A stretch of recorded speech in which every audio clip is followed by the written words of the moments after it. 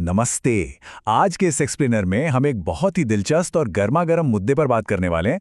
एक हालिया डॉक्यूमेंट्री के आधार पर हम भारत के भविष्य से जुड़ी उस ऐतिहासिक बहस को डिकोड करेंगे जो आज के समय में हर जगह चल रही है, लोकतंत्र बनाम तानाशाही।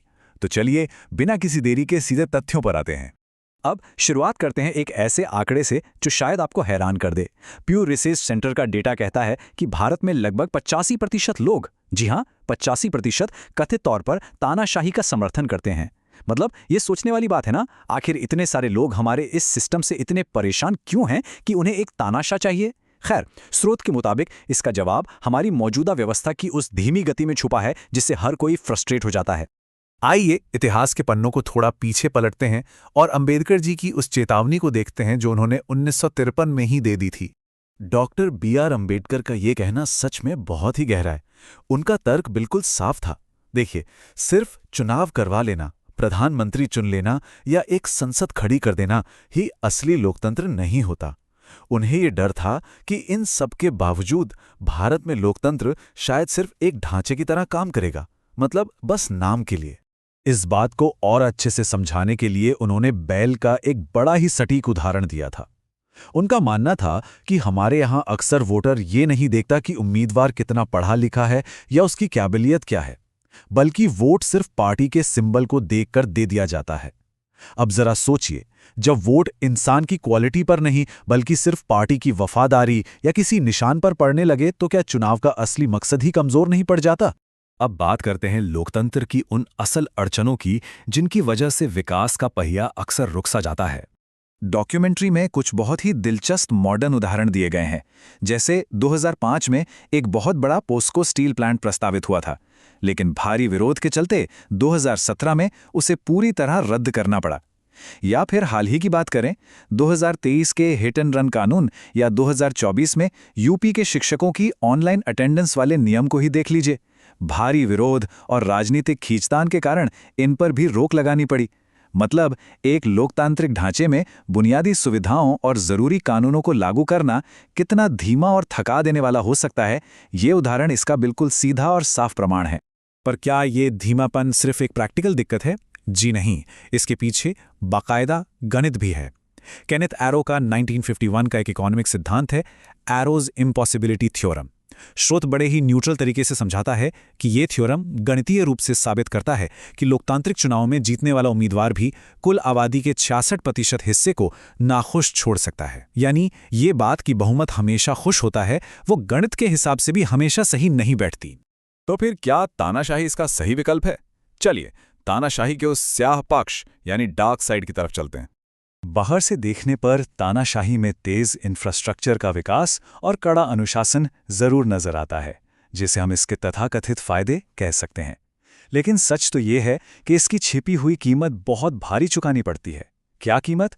आपकी बुनियादी आज़ादी का पूरी तरह से छिन जाना और एक ऐसी चरम सेंसरशिप लागू होना जहां सरकार के खिलाफ एक भी शब्द बोलने की कोई गुंजाइश ही नहीं बचती।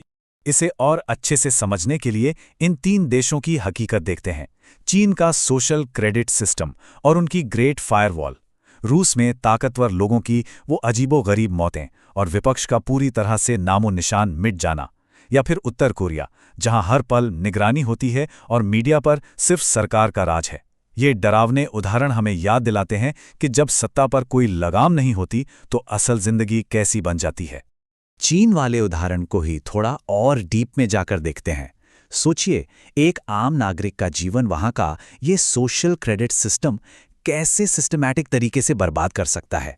अगर किसी इंसान का स्कोर कम हुआ तो वो फ्लाइट या ट्रेन में सफ़र नहीं कर सकता, उसके इंटरनेट की स्पीड जानबूझकर कम कर दी जाएगी, उसे कुछ खास नौकरियों से बाहर निकाल दिया जाएगा और तो और उसके बच्चों तक के स्कूल जाने पर बैन लग सकता है। बस सरकार से एक अलग राय रखने का ये अंजाम होता है। इतनी सारी कमियों और धीमेपन के बावजूद इस एक्सप्लेनर में ये तर्क दिया गया है कि आखिर लोकतंत्र ही बेहतर क्यों है। आइए इसके पक्ष में तर्क देखते हैं। देखिए, अपनी तमाम कमियों के बाद भी लोकतंत्र आम इंसान को शांति से विरोध करने का अधिकार देता है, सत्ता को चुनौती देने की ताकत देता है।